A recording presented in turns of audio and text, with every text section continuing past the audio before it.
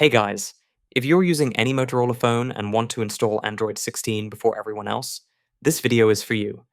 In this video, I'll show you the easiest and safest way to install Android 16 on any Moto phone, even if your device doesn't officially support it.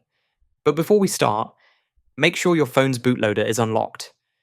I've already made a dedicated video showing how to unlock a Motorola bootloader, with or without a PC.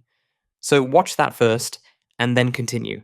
Also, keep in mind that flashing the wrong files can brick your device. If that happens, I've shared another video on how to unbrick a Motorola phone. Finally, this process will completely wipe your data, so make sure to take a full backup before proceeding. Now, there are two ways to install Android 16 custom ROM on a Motorola phone.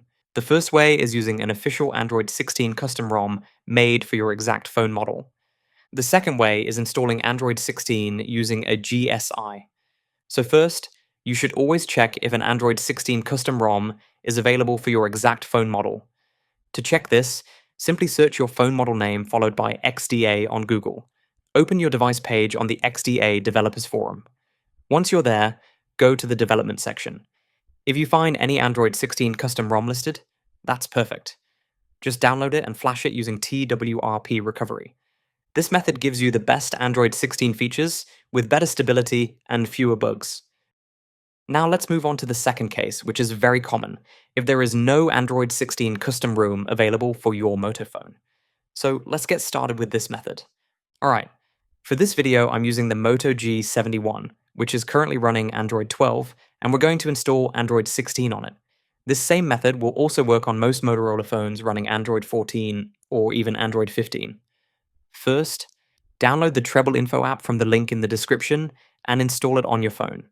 This app helps you find the correct GSI or system image that is compatible with your Motorola device. Once the app is installed, open it. Inside Treble Info, tap on Browse Images to download the Android 16 ROM file. Here you'll see an official Android 16 section. From here, download the official Android 16 GSI provided by Google. The build may look old right now, but always download the latest version available when you're watching this video. While the GSI is downloading, let's enable developer options on the phone. This step is very important for installing any custom ROM or GSI. Open Settings and go to About Phone. Here, scroll down to Build Number and tap on it 7 times until you see the message saying, "You are now a developer." Once done, go back to Settings and open Developer Options under the System section. As you can see, my bootloader is already unlocked, so make sure your bootloader is unlocked as well. After that, scroll down and enable USB debugging. This is required to install Android 16 using ADB and Fastboot commands. And yes, the Android 16 GSI is now downloaded. So it's time to move the ROM file to your PC. First, connect your phone to the PC using a USB cable. When you plug in the device, you'll see a prompt asking for USB debugging permission. Just tap on Allow, and you're good to go. Now everything's set. Let's switch over to the PC screen and get ready to flash Android 16. First, let me quickly move the GSI file from the phone internal storage to the PC's Downloads folder. Once that's done, it's time to download the platform tools. You can search for it directly on Google or download it from the link given in the description below. I'm using Windows, so I'll download the Windows version. If you're on macOS or Linux, just download the version for your system. Now that we have both files, extract both of them. Let me quickly extract both files, and then we'll move to the next step. After extraction, you can delete the zip files to keep things clean. Next, open the Platform Tools folder. This is where you'll find important files like ADB and Fastboot. To open Command Prompt here, click on the address bar at the top, type CMD, and press Enter. This will open Command Prompt directly inside the Platform Tools folder. First, type DB devices and press Enter. If you see your phone's serial number listed, that means the device is connected properly. Next, type DB reboot bootloader and press Enter. This will reboot your phone into bootloader mode. Once the phone enters bootloader mode, you're ready to move on to the flashing steps and install Android 16. Once device is booted into Fastboot mode, type Fastboot devices to check whether your phone is detected in Fastboot mode or not. If you see a serial number, that means everything is working correctly. After that, run this command: fastboot, reboot, fastboot, and press enter. This command switches your device into fastboot mode, which is required for flashing GSI on many phones. If this command just reboots your phone back to system, it means your device doesn't support fastboot D mode. That's totally fine. Just continue with the next steps in normal fastboot mode. Next, fastboot erase system. This will erase the system partition and may wipe your data. So make sure you've already taken a full backup before running this command. Next, type Fastboot Flash System, then simply drag and drop the Android 16 GSI image file into the terminal and press enter. This command will start flashing the Android 16 system image on your phone.